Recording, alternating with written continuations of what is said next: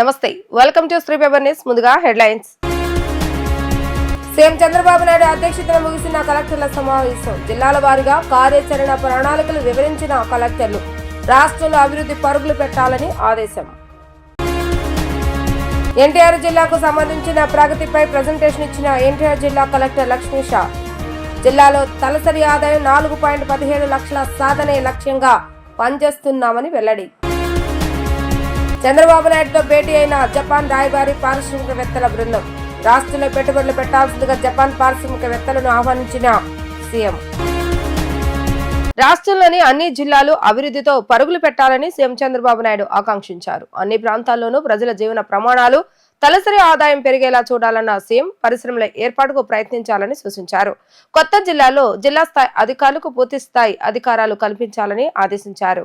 కలెక్టర్ల సదస్సులో రెండో రోజు జోన్ల వారీగా జిల్లాల యాక్షన్ ప్లాన్ పై కలెక్టర్ల ప్రజెంటేషన్ ఇచ్చారు. ఆయా జిల్లాలోని సమస్యలను ప్రభుత్వం దృష్టికి తీసుకువచ్చారు. ఈ సందర్భంగా సీఎం మాట్లాడుతూ రాష్ట్రంలో ప్రతి జిల్లాను ప్రణాళికాబద్ధంగా అభివృద్ధి చేయాలని, దీనికి కలెక్టర్ల సహకారం ఎంతో అవసరమని అన్నారు. జిల్లాలోని వనరులను వినియోగించుకుంటూ అభివృద్ధి ప్రణాళికలు రూపొందించాలని ఆదేశించారు. ప్రతి నియోజకవర్గంలోనూ పారిశ్రామిక పార్కులు ఏర్పాటు చేసే దిశగా చొరవ చూపాలని కోరారు. పర్యాటకానికి పెద్దపీట వేయాలని, ఉత్తరాంధ్రలో ముఖ్యంగా విశాఖ, అనకాపల్లి, అల్లూరి జిల్లాలో పర్యాటక అభివృద్ధిపై దృష్టి పెట్టాలని సూచించారు. కాస్మోపాలిటన్ సిటీగా వృద్ధి చెందుతున్న విశాఖలో కనీసం 5,000 హోటల్ గదులు అందుబాటులో ఉండాలని అన్నారు. ఈ యొక్క సర్కిల్ చూసినప్పుడు విశాఖపట్నం రాబోయే రోజుల్లో అనేకమైన ప్రణాళికలు తయారు చేశాం. విశాఖపట్నం ఆ జోన్లో మెయిన్ సెంటర్గా ఉండి 5 జిల్లా హెడ్ క్వార్టర్స్ ఉన్నాయి. ఇది కాకుండా 6 ఆ జిల్లాలు ప్రత్యేకంగా 6 వచ్చాయి, ఇంకా 5 ఉన్నాయి.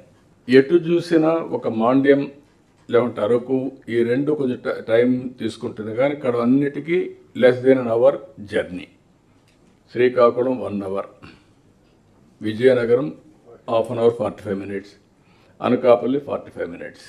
ఇది ఉన్నప్పుడు విశాఖపట్నం ఒక హబ్గా తయారు కావాలంటే కనీసం ఒక 5,000 రూమ్స్ ఉండాలి. అనకాపల్లిలో కూడా హోటల్స్ ఉండాలి, విజయనగరంలో ఉండాలా, విశాఖపట్నం, శ్రీకాకుళం ఉండాలి, నైట్ హాట్ అక్కడే ఉండాలి, ఇక్కడ రాకూడదు. అదే మరిగా అరకు, ఇవన్నీ కూడా రావాలి. కాన్స్టిట్యున్సీ వారిగా విశాఖపట్నం మీ దగ్గర బిల్డింగ్ రెడీగా ఉంటే రెడీగా ఉందో ఒక చెప్పాం మీకు విశాఖపట్నంలో చూడమని. ఏది రతన్ టాటా ఇన్నోవేషన్ రెడీ ఉంది సార్. బిఎంఆర్టీఏలో మనకి 50,000 స్క్వేర్ ఫీట్ ఉంది సార్, రెడీగా సరిపోతుంది. You take it up immediately, you start it. అందుకే ఇప్పుడు రెడీ చేస్తారు, విల్ స్టార్ట్ ఇట్. అక్కడి నుంచి every district constituency industrial parks మీరు తయారు చేయాలి. ఇండస్ట్రియల్ పార్క్స్ తయారు చేసి 1 ఎంటర్ప్రెన్యూర్ 1 ఫ్యామిలీ, 1 lakh ఆంటర్ప్రెన్యూర్స్, డాక్రా, MEPMA, it is a must. దీన్ని వర్కౌట్ చేసుకొని మీరు నాకు ఒక యాక్షన్ ప్లాన్ తయారు చేసి మీరు ముందుకు పోవాల్సిన అవసరం ఉంది. ఇది కూడా ఒకసారి వర్కౌట్ చేసుకోండి. మీరు ఇమ్మీడియట్గా ఈ మంత్లోని మీ దగ్గర దీన్ని ఇనాగరేట్ చేస్తాం, దానికి మెకానిజం పెడుతున్నాం. తిరువూరు నియోజకవర్గంలో కిడ్నీ వ్యాధుల ప్రబలడానికి గల కారణాలపై జోధ్పూర్లోని ఐసీఎంఆర్ నిపుణులతో అధ్యయనం చేయించాలని సంకల్పించామని ఎన్టీఆర్ జిల్లా కలెక్టర్ లక్ష్మీషా తెలిపారు. ఇప్పటికే ఈ ప్రాంతంలో జిల్లా స్థాయిలో నిపుణులతో అధ్యయనం చేయించామని, అయితే అక్కడ ఈ వ్యాధులకు కారణం నీటి సమస్య కాదని ఇంకేదో కారణం ఉన్నాయన్న అభిప్రాయాన్ని వారు వ్యక్తం చేస్తారని తెలిపారు. దీంతో ఐసీఎంఆర్ నిపుణులతో అధ్యయనం చేయించాలని సంకల్పించామని తెలిపారు. సచివాలయంలో జరిగిన కలెక్టర్ల సదస్సులో ఆయన తమ జిల్లాకు సంబంధించిన ప్రగతిపై ప్రజెంటేషన్ ఇచ్చారు. రాబోయే వర్షాకాలంలోపు బుడమేరు వరద మళ్లింపు కాలువలకు పడిన గండ్లు పూడ్చివేత కార్యక్రమం చేపట్టనున్నామన్నారు. మున్నేరు వాగు గండ్లు మరమ్మతులు చేస్తున్నామని తెలిపారు. జిల్లాలో విజయవాడ ఆటోనగర్ ఆటోమొబైల్ రంగానికి అత్యంత కీలకమైందని, అక్కడ మెకానికుల కొరత ఎక్కువగా ఉందని తెలిపారు. దాదాపు 1,00,000 మంది మెకానికులు ఆటోనగర్లో అవసరమని, ఈ డిమాండ్కు తగ్గ చర్యలు తీసుకోనున్నామని చెప్పారు. జిల్లాలో తలసరి ఆదాయం 4.17 లక్షల సాధనే లక్ష్యంగా పనిచేస్తున్నామని తెలిపారు. మెయిన్ వాల్యూ అడిషన్ అగ్రికల్చర్లో 12% ఉంది సార్, ఇండస్ట్రీలో 21% and service sector constitute 67% of the district gross domestic product, sir. Sir, for agriculture, area expansion and agriculture mechanism is kept as priority, sir. Area expansion lo mainly natural farming ఒక doubling చేయడానికి 20,000 ఇప్పుడు ఉంది sir, ఇంకా 20,000 acres multiply చేస్తే around 16% of my crop cultivated area will come into natural farming sir. That has kept as a target sir. In horticulture sir, area ఎక్స్పెన్షన్తో పాటు ఈ మ్యాంగోస్కి fruit care activity sir, like ఆ cover అయితే ఉందో కవర్కి promote చేయడానికి mainly బనగానపల్లిలో ఇది పనిచేస్తుంది సార్. అలాగే మైక్రో ఇరిగేషన్ 4,500 హెక్టర్స్కి ప్లాన్ చేస్తున్నాం సార్. ఇన్ లైఫ్ స్టాక్లో సార్ వాటర్ సప్లైతో పాటు సార్ 6 సార్టెడ్ సెమన్ అండ్ ఈ మల్టీ ఏపల్ న్యూట్రిషన్స్ సప్లై ఒకటి షార్ట్ ఫాల్ ఉంది సార్. సో దానికి ప్రాపర్గా ప్లాన్ చేసుకుని ఒక 10% వరకు మిల్క్ ప్రొడక్షన్ పెంచడానికి ప్లాన్ చేసుకున్నాం సార్. దెన్ ఫారెస్ట్ లాగింగ్లో sir forest prevention and plantation and ground water recharge activities పెడుతున్నాం సార్. ఫిష్ అండ్ అక్వాకల్చర్లో సార్ ఇప్పుడు చూసుకుంటే సార్ మనకు టోటల్ ప్రకాశం బ్యారేజ్ 1785 హెక్టర్స్, అట్లాగే నాకు ఇన్లాండ్ వాటర్స్ అట్లాగే లేక్స్ 5097 హెక్టర్స్ ఉంది సార్. టోటల్ 6082 హెక్టర్స్ ఉండగా మనం యాక్చువల్లీ యూటిలిటీ ఓన్లీ 30% ఉంది సార్, 39%. దానికి 10% పెంచగలిగితే I would be requiring some 35 lakhs seeds sir. Last year only 18 lakh seeds release చేయడం జరిగింది in Prakasam barrage. I request the director sir, this time that planning will be done sir. So with this at least we can able to increase the production sir. దాంతోపాటు ఈ multiple variety release sir. Mainly catla, rohu and మృగాల్లో different zone of the waters use చేస్తాయి కాబట్టి ఇప్పుడు actually కట్లని మనం 18 lakhs release చేస్తే only surface ఏరియానే ఉంటాయి, అవి మిడల్ మళ్ళీ బాటమ్కి వెళ్ళట్లేదు. అది కూడా రిక్వెస్ట్ చేసింది sir. Around 13 lakh Katla, 10 lakh rohu and మృగాలు 10 lakh అడిగాం సార్. రాష్ట్రంలో పెట్టుబడులకు సానుకూల వాతావరణం ఉంది. నౌక నిర్మాణం, electronics, chemicals, automobile spare parts, విద్యారంగంలో పెట్టుబడులకు విస్తృత అవకాశాలు ఉన్నాయని ముఖ్యమంత్రి నారా చంద్రబాబు నాయుడు పేర్కొన్నారు. రాష్ట్రంలో పెట్టుబడులు పెట్టాల్సిందిగా జపాన్ పారిశ్రామికవేత్తలను ఆయన ఆహ్వానించారు. చంద్రబాబు నాయుడుతో జపాన్ రాయబారి కేయిచి ఓనో నేతృత్వంలో జపాన్ దేశ పారిశ్రామికవేత్తల బృందం భేటీ అయింది. ఉండవల్లి చంద్రబాబు నాయుడు నివాసంలో జరిగిన భేటీలో రాష్ట్రంలో ఏ రంగంలో పెట్టుబడులకు అవకాశాలు ఉన్నాయో సీఎం వారికి వివరించారు. జపాన్తో తొలి నుంచి రాష్ట్రానికి మంచి వ్యాపార అనుబంధాలు ఉన్నాయి. దానికి తిరుపతి జిల్లా శ్రీ సిటీ ఉదాహరణ. అక్కడ జపాన్కు చెందిన పారిశ్రామికవేత్తల సహకారంతో ఎంఎస్ఎంఈ పార్కును ఏర్పాటు చేసేందుకు ప్రభుత్వం ప్రణాళికలు సిద్ధం చేస్తుందని సీఎం చంద్రబాబు నాయుడు వారికి వివరించారు. విజ్ఞానం రెండు వైపులా పదునున్న కత్తి అని, అలాంటి విజ్ఞానాన్ని విధ్వంసం కోసం కాకుండా వికాసం కోసం వినియోగించాలని NTR trust managing trustee Nara Bhuvaneswari అన్నారు. విజ్ఞానంతో నడిచే ఆర్థిక వ్యవస్థ చంద్రబాబు నాయుడు లక్ష్యమని ఆమె పేర్కొన్నారు. విజ్ఞానాన్ని విధ్వంసానికి కాకుండా వికాసం కోసం వినియోగించాలని విద్యార్థులకు ఆమె అహితో పలికారు. చిత్తూరు జిల్లా కుప్పంలో 4 రోజుల పర్యటన కోసం ఇచ్చేసిన భువనేశ్వరి తొలి రోజు గూడుపల్లె, కొమ్మం మండలాలు విస్తృతంగా పర్యటించారు. గూడుపల్లె మండలంలోని అగస్త్య ఇంటర్నేషనల్ ఫౌండేషన్ విద్యార్థులతో, అదే మండలం గుడి చెంబగిరి గ్రామంలో మహిళలతో ముఖాముఖిలో పాల్గొన్నారు. ఈ సందర్భంగా ఆమె మాట్లాడుతూ సీఎం చంద్రబాబు నాయుడు అందుబాటులో ఉన్న టెక్నాలజీని వినియోగించుకుని రాష్ట్ర అభివృద్ధి కోసం, ప్రజల జీవన ప్రమాణ మెరుగుదల కోసం చేస్తున్న కృషిని భువనేశ్వరి ఈ సందర్భంగా ప్రస్తావించారు. గుడి చెంబగిరి గ్రామంలో మహిళలతో భువనేశ్వరి ముచ్చటిస్తూ చంద్రబాబు నాయుడు నాయకత్వం మీద రాష్ట్రం మొత్తం ఎంతో నమ్మకం పెట్టుకుని అద్భుత విజయాన్ని కట్టబెట్టిందని తెలిపారు. ఈ నమ్మకాన్ని ఆయన వమ్ము చేయరని తెలిపారు. పథకాలు కొంచెం ముందు వెనక అవ్వచ్చు, కానీ అమలు చేయటం మాత్రం పక్కా అని అన్నారు. ప్రజలు కొంచెం ఓపిక పడితే అన్ని నెరవేరుతాయని ఆమె భరోసా ఇచ్చారు. Today I urge you to make education your top priority way forward and now. In today's digital age, distractions are everywhere, particularly through mobile phones and gadgets. While technology can be of great enabler, its excessive use can hide learning and growth. You all know, with the misuse of technology, we keep hearing and seeing with our own eyes how people are misusing and how their lives way forward is going in no proper direction. As youngsters and as a motherly figure, because I'm a mother also and a mother to you all, my advice is use technology for benefit, not for your destruction of your future. That's my only request from my side to you youngsters. తీసుకురావాల్సిన పథకాలు తప్పకుండా ముందుకు తీసుకెళ్తారు. కొన్ని ముందుకి వెనక్కి అవ్వచ్చు, ఎందుకంటే కొన్ని పథకాలు ముందుకు తీసుకెళ్లాలంటే కొంచెం టైం అవసరం. నేను ఒకటే కోరుతున్నాను ప్రతి ఒక్కరిని, నాకంటే కూడా మీకు బాబన్న గురించి బాగా తెలుసు. ఆయన ఎప్పుడు మీ మధ్యనే ఉండే నాయకుడు, ప్రజలు ముందు ఉండే నాయకుడు. ఎలక్షన్ అప్పుడు ఒకటి చెప్పి మళ్ళీ ఎలక్షన్ అయిన తర్వాత ఆయన ఏం మాయం అవ్వరు. అట్లానే ప్రజల సొమ్ము కోసం ఆయన ఎప్పుడు, ఆయన కానీ ఆయన కుటుంబం కానీ ఆశించదు. ఒకప్పుడు ఇట్లానే మన ఆంధ్రప్రదేశ్ ఇట్లానే నీళ్లు, వర్షాలు సరిగా లేక రైతన్నులు చాలా ఎదుర్కొన్నారు. ఆ సమయంలో ఆయన ప్రతి గడపకి 1-2 మూటల బియ్యం వాళ్ళ గడపలకి తీసుకెళ్ళి ఇచ్చారు ప్రతి కుటుంబానికి. ఆయన ఎప్పుడు మిమ్మల్ని మర్చిపోరు. అట్లా ఏ ఇబ్బందులు ఎదుర్కొన్న ఆ సమయంలో నేనున్నాను మీకోసం అని ఎప్పుడు బాబన్న మీ అందరి కోసం ఆయన ముందుకు ఉంటారు. విద్యార్థుల సమస్యలపై నిత్యం పోరాడే ఎస్ఎఫ్ఐ సమాజానికి దోహదపడే కార్యక్రమాలు చేపట్టడం అభినందనమని ఎస్ఆర్ఆర్ అండ్ సివిఆర్ డిగ్రీ కళాశాల ప్రిన్సిపల్ డాక్టర్ భాగ్యలక్ష్మి అన్నారు.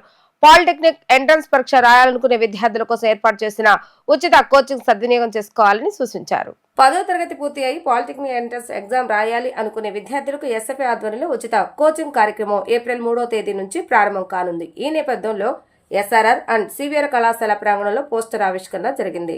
డిగ్రీ కళాశాల ప్రిన్సిపల్ డాక్టర్ భాగ్యలక్ష్మి పోస్టర్ను ఆవిష్కరించారు. అనంతరం ఆమె మీడియాతో మాట్లాడుతూ ప్రతి ఏటా 10వ తరగతి నుంచి పాలిటెక్నిక్ వెళ్లే విద్యార్థుల కోసం ఎస్ఎఫ్ఐ ఉచిత కోచింగ్ నిర్వహించడం అభినందనీయమని అన్నారు.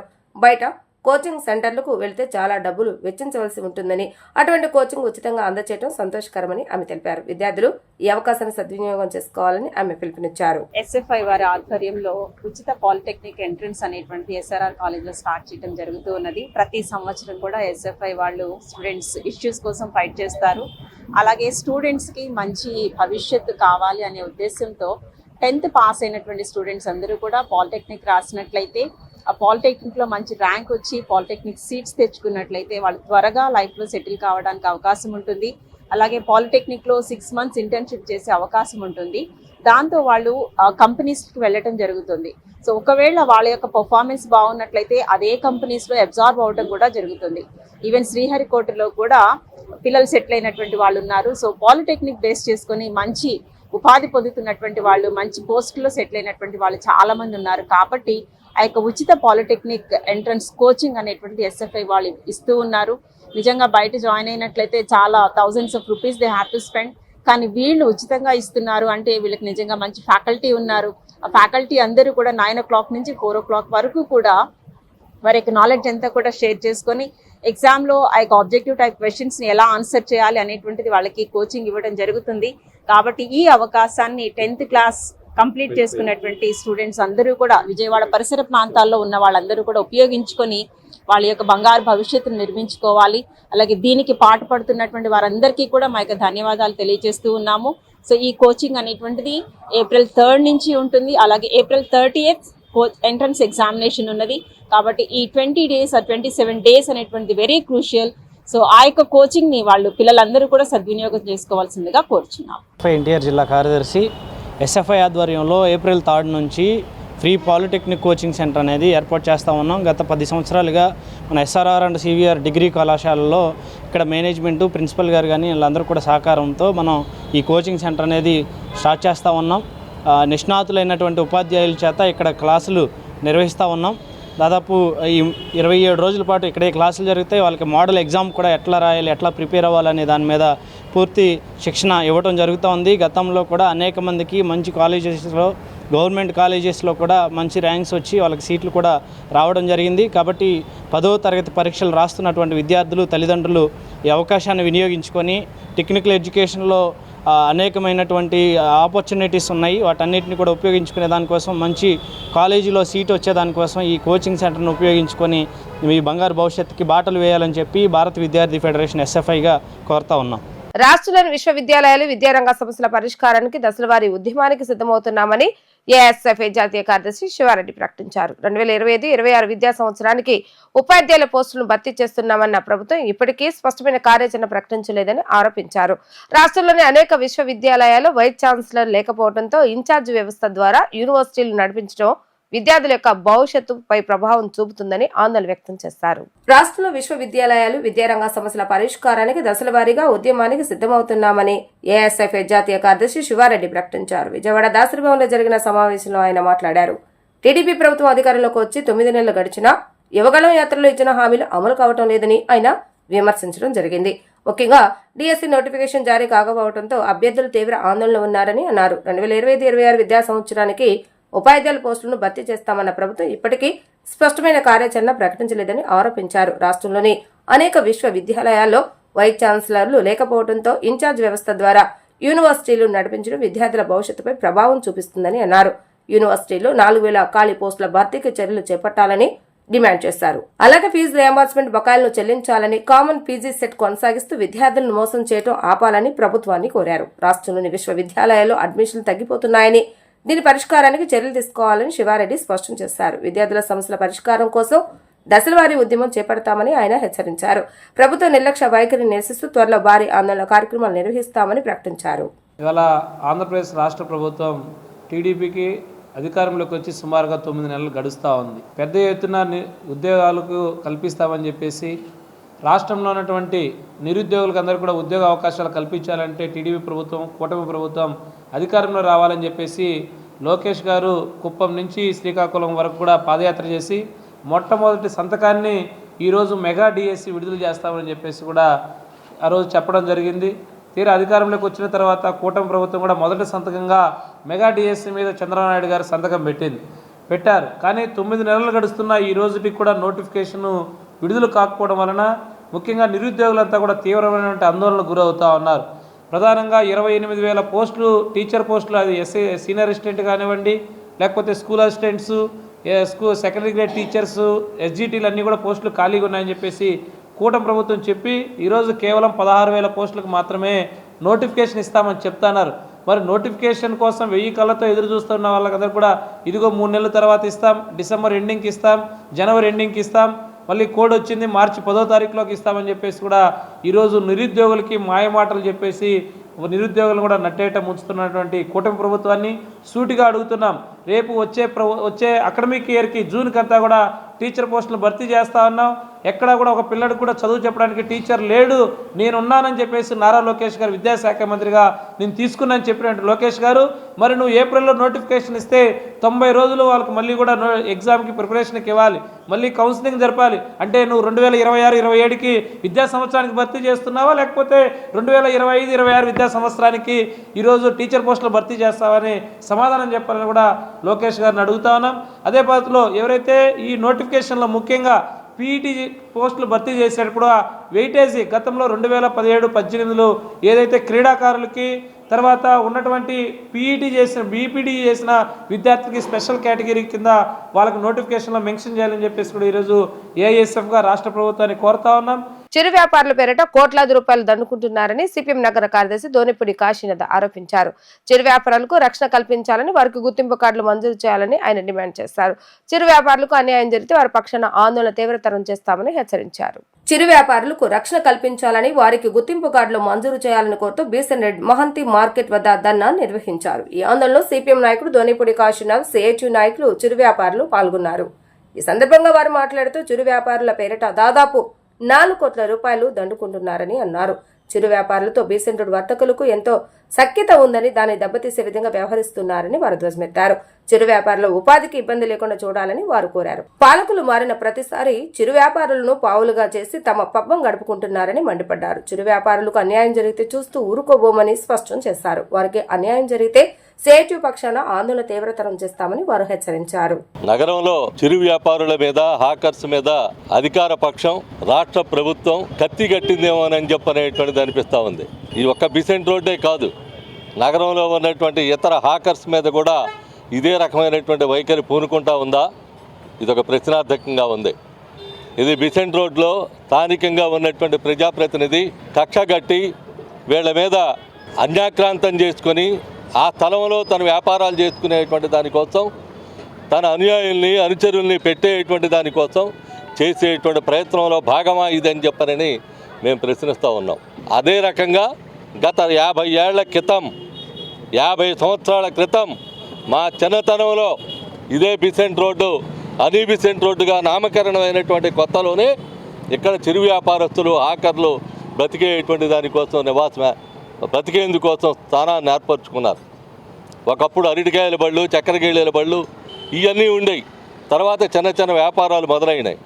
ఈరోజు షాపుల్లో తీసుకుని వాళ్ళ ఎస్టాబ్లిష్మెంట్కి సరిపడా చేసే రేట్లు భరించలేక మధ్యతరగతి, చిన్న మధ్యతరగతి, పేద సామాన్య వర్గాలు ఆసరాగా వాళ్ళకి అనువుగా ఇచ్చేటువంటి ఆ వస్తువుల్ని కొనుక్కునేటువంటి దానికోసం ఈ నగరంలో బిసెంట్ రోడ్డుకి రావడం పరిపాటి.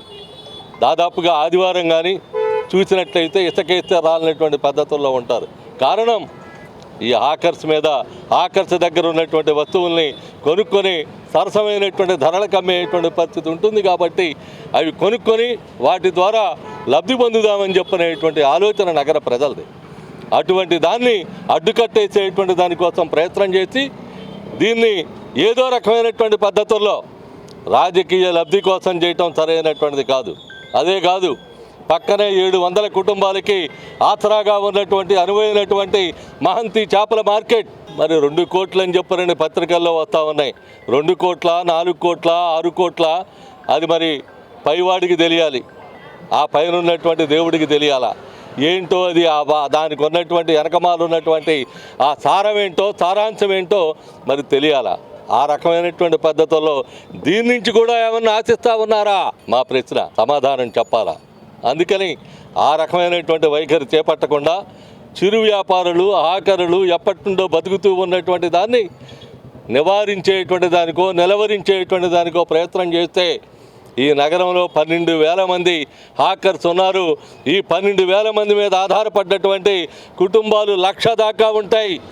తూర్పు ఉత్తర కోస్తా నుంచి, తూర్పు పశ్చిమ గోదావరి నుంచి, ఉత్తర కోస్తా నుంచి వచ్చి గత అనేక సంవత్సరాల క్రితం జీవనం ఏర్పాటు చేసుకుని ఆ జీవనానికి అనువుగా ఆసరాగా సంపాదించుకుంటూ తమ పొట్ట తమ పోషించుకుంటూ ఉపాధి చేసుకుని బతుకుతూ ఉన్నటువంటి వీళ్ళ మీద కక్ష కట్టడం న్యాయం కాదు. ఇప్పటికైనా ఆలోచించండి, ఎప్పటికైనా మీ నిర్ణయాలు వెనక్కి తీసుకోండి. ఆ నిర్ణయం కనుక అమలు జరిపేదానికి ప్రయత్నం చేస్తే ఒక్క అడుగు కూడా ముందుకైనవ్వం. విజయవాడ నగరంలో ఉన్నటువంటి 12,000 మంది హాకర్స్ కూడా వీధుల్లోకి వచ్చి చిరు వ్యాపారస్తులు హాకర్లు కలిసి ఎదుర్కొనేటువంటి దానికి ప్రయత్నం చేస్తారని చెప్పినటువంటిది హెచ్చరిస్తూ ఉన్నాం. వాళ్ళకి రక్షణ కల్పించాల్సినటువంటి బాధ్యత పోలీసు మున్సిపల్ కమిషనర్లది, ప్రభుత్వానిది. అంతకంటే ముందు ఈ ప్రభుత్వం తప్పనిసరిగా తమ వైఖరిని స్పష్టం చేసి వాళ్ళ ప్రజాప్రతినిధిని కట్టడి చేసేటువంటి దానికోసం ప్రయత్నం చేసి వాళ్ళ రక్షణ కల్పించమని చెప్పారని కోరుతా ఉన్నాం. కృష్ణా జిల్లా గన్నవరం నియోజకవర్గంలోని ఉంగుటూరు మండలం పొనుకుమాడు గ్రామ పరిధిలో ఉపాధి హామీ పనుల్లో భారీగా అవకతవకలు జరిగాయని పొనుకుమాడు గ్రామస్తులు ఆరోపించారు. గ్రామాల పొలాల్లో బోదల్లో ఎటువంటి పనులు చేయకుండా సుమారు 4 లక్షలకు పైగా ఉపాధి హామీ పనులు అధికారులు డబ్బులు విడుదల చేశారని తెలిపారు. గత 8 సంవత్సరాల నుండి ఉపాధి హామీ ఎఫ్ఐఏగా పనిచేస్తున్న వ్యక్తిని కేవలం రాజకీయ కక్షల నేపథ్యంలో తొలగించి ఉపాధి పని కూలీలకు కరువు పనులు చూపించడం లేదని మండిపడ్డారు పొనుకుమాడు గ్రామ ప్రజలు. గ్రామస్తులు సంబంధిత అధికారి ఏపీఓ గారిని ప్రశ్నిస్తే పొందలేని సమాధానం చెప్తున్నారని పేర్కొన్నారు. మండలంలోని ఏ అధికారి చెప్పుకున్నా పట్టించుకుని భయనో దిక్కుతోచని స్థితిలో జిల్లా కలెక్టర్ వారికి పొనుకుమాడు గ్రామస్తులు తమ గోడును అర్జీ రూపంలో వెలగక్కిన వైనంపై జిల్లా ఉన్నత స్థాయి అధికారులు ఎలాంటి చొరవ తీసుకుంటారో వేచి చూడాల్సిందే. మరి చేశాడు, పనులు బాగా చేపించాడు, రిమార్క్ లేదు, అతని మీద రిమార్క్ లేదు. లేకపోయినా కానీ అతను తీసి కొత్త వాళ్ళు పెట్టారు. ఒకటే అతనికి ఏం తెలియపోయినా కానీ అతను పెట్టారు. పెట్టి ఇప్పుడు నిర్ణయం ఇవ్వాలి పేపితే అతని ముందు లేదు. మరి ఏదో పని పథకారం ఏదో చేశారంటున్నారు కదా, అది అయితే మాత్రం లేదు. మీకు రైతులకు సంబంధించి ఏం పనులు చేయట్లేదా? రైతులకు సంబంధించి బోధ ఇప్పుడు మొదలైతే అసలు ఈ నాగరాజు ఉన్నాను చెప్పు, మొక్కలు పెట్టించేవాడు, పనులు చేపించేవాడు, నీళ్ళు పంపించేవాడు, మొత్తం రోడ్డు మొక్కలు మొత్తం ఈ రోడ్డు ఆ రోడ్డు మొత్తం అన్ని మొక్కలు పెట్టించాడు. మొక్కలు వేసుకొచ్చేవాళ్ళం, పెట్టించేవాడు. మన కార్తీక మాసంలో కూడా పనులు చేపించాడు మాతో. 100 రోజులు పథకం అవుతుంది ఒక్కనే, నాకు 50 రోజులు అవుతాయి. 50 రోజులు కూడా తర్వాత మొక్కలు పెట్టించి పనులు చేపించి వాటికి పుల్ల బాతిచ్చి నీళ్ళు పంపించి అన్నీ చేపించాడు. అతని మీద ఒక రిమార్క్ లేదు. ఇప్పుడు మీకు పనులు లేవు? ఇప్పుడు లేవు. నేను ఇప్పుడు ఇవాళ మళ్ళీ కూడా అంత కొంచెం నిన్న మళ్ళొచ్చారు. అది పనులు లేదు, ఏడు లేవు, అది పనులు లేవు. ఇప్పుడు కొత్త వాళ్ళు వచ్చిన దగ్గర పనులు చేయట్లా. మీకు ఆ పథకం ఉపయోగపట్ల అధికారులకు చెప్పారు. ఇది అధికారులు సంతకాలు నేనే పెట్టా, మొత్తం ఊరంతా సంతకాలు పెట్టిందనే. పొనుకుమాడు ఊరంతా పెట్టించి తీసుకొచ్చి ఇచ్చా. ఏం ఉపయోగం లేదు. ఎవరు పడుచుకోవట్లేదు. ఆయన కావాలండి, నాగరాజే కావాలి. అతను ఉన్నప్పుడు మీకు డబ్బులు పడటం కానీ అన్ని బాగుపడింది. అసలు మళ్ళీ చెక్కింగ్ వచ్చారండి. మొత్తం చెక్కింగ్ వచ్చి ఊరంతా చెక్కింగ్ చేస్తే నాగరాజు వల్ల ఒక్క బ్యాట్ కూడా తిప్పిలా. మొత్తం మీకు డబ్బులు పండియండి. అతని వల్ల మాకు తప్పు లేదు, బాగా చేశాడండి. మాకు రూపాయి మార్కు తప్పు లేదు. ఇదిలే మొత్తం అందరూ సంతకాలు ఏది చెక్కింగ్ వచ్చారండి. వచ్చినప్పుడు వాళ్ళు కూడా చెప్పారు, మొత్తం ఊరంతా కూడా చెప్పారు. మీకు పాత అతనే కావాలి. ఇప్పుడు పాత కావాలి మాకు, ఈయన కావాలి మాకు. సోషల్ ఆడిట్ చేసినా కూడా ఏం పొరపాటు లేదు. అది మొట్టమొదటి రిమార్క్ లేదు. ఓకే, మాకు పాత అతనే కావాలి. 8 సంవత్సరాల నుంచి చేస్తాను. 4 సంవత్సరాలు 5 సంవత్సరాల నుంచి చేశాడు. అతను ముందు చేసిన అతను రిమార్క్ కూడా చూపిమన్నాడు. రిమార్క్ లేదు. ఆయన కోసం మేము పోరాడుతున్నా. నేను పోరాడతాను. నేను చెబుతున్నా, ఎక్కడికైనా వస్తా, కలర్ తిరిగి ఎక్కడికైనా వస్తాను నేను. ఓకే. వార్తలు ముగించే ముందు హెడ్లైన్స్ మరొకసారి. సీఎం చంద్రబాబు నాయుడు అధ్యక్షతన ముగిసిన కలెక్టర్ల సమావేశం. జిల్లాల వారీగా కార్యాచరణ ప్రణాళికలు వివరించిన కలెక్టర్లు. రాష్ట్రంలో అభివృద్ధి పరుగులు పెట్టాలని ఆదేశం. ఎన్టీఆర్ జిల్లాకు సంబంధించిన ప్రగతిపై ప్రజెంటేషన్ ఇచ్చిన ఎన్టీఆర్ జిల్లా కలెక్టర్ లక్ష్మీ షా. జిల్లాలో తలసరి ఆదాయం 4.17 లక్షల సాధనే లక్ష్యంగా పనిచేస్తున్నామని వెల్లడి. చంద్రబాబు నాయుడుతో భేటీ అయిన జపాన్ రాయబారి పారిశ్రామికవేత్తల బృందం. రాష్ట్రంలో పెట్టుబడులు పెట్టాల్సిందిగా జపాన్ పారిశ్రామికవేత్తలను ఆహ్వానించిన సీఎం. ఇవి ఈ రోజు వార్తా విశేషాలు. మరల తిరిగి ప్రసారం వార్తలు మళ్ళీ కలుద్దాం. అందరికీ సెలవు. నమస్కారం.